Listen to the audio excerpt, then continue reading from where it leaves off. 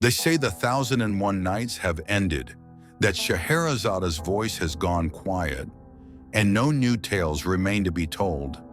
But they are wrong, for some stories do not begin with once upon a time. They begin with a storm, or a silence, or a fire that speaks your name.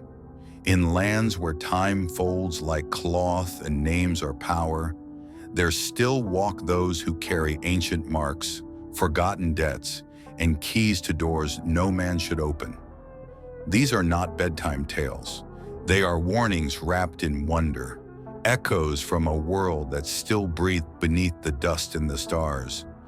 So light a lantern, lock your windows, and hush your doubts. For tonight we tell the story the winds have kept hidden for centuries. A new night has begun, and the 1002nd tale waits for you.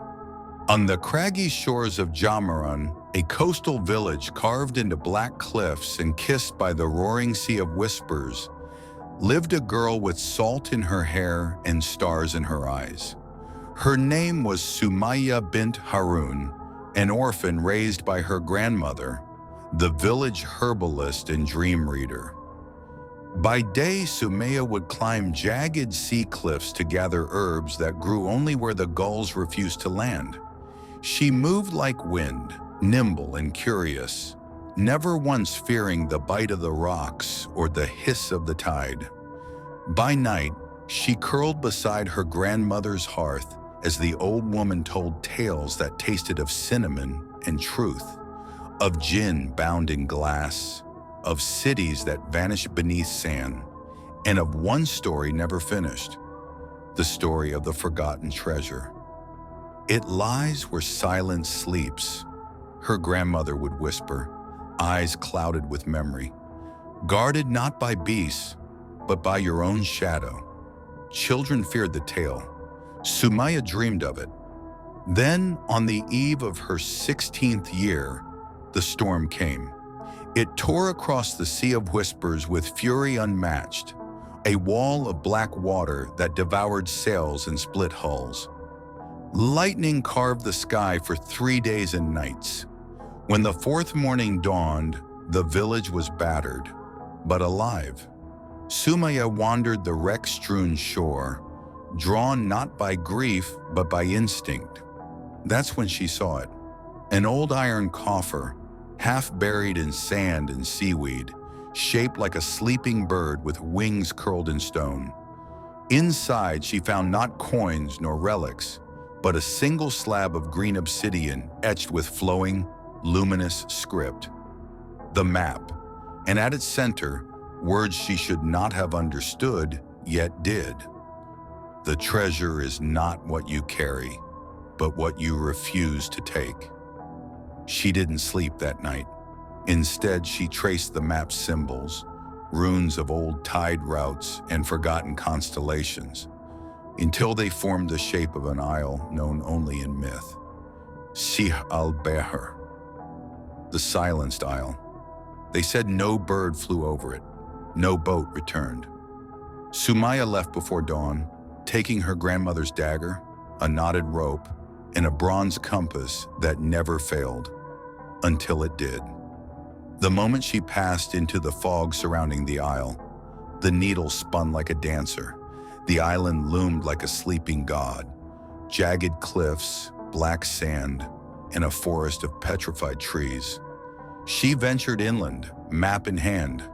Whispers rode the wind, unintelligible at first. Then they began to form words, regrets, confessions, lies half-spoken. They sounded like her own voice. They knew her fears. She reached a gate of bone and coral. A guardian waited, neither beast nor man, but something in between, a being of salt and shadow, with eyes like shipwrecks. "Who seeks the forgotten?" it rasped. "I do," she answered steady. "Sumaya of Jamaran."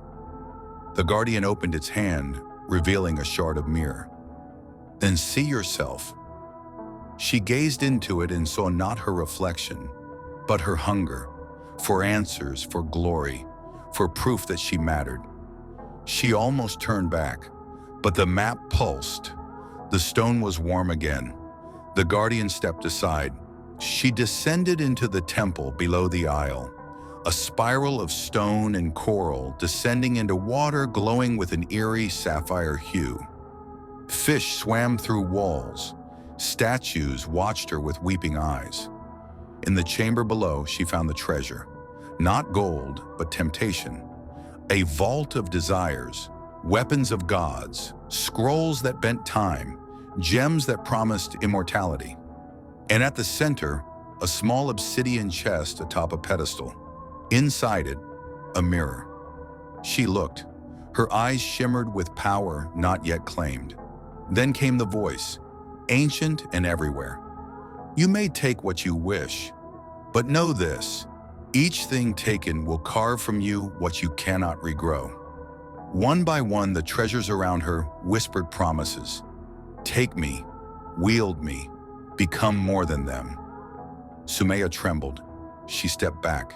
She said, I choose to leave it all. The vault groaned. The lights dimmed. The chamber collapsed inward, yet no stone struck her. Instead, the waters rose gently and wrapped around her like a womb. She awoke on her boat, drifting peacefully. The map was gone, but on her chest, just above her heart, a faint symbol glowed, a single word etched in light. Truth. She returned to Jamaran changed. She spoke little, but listened more. Her presence calmed tempers.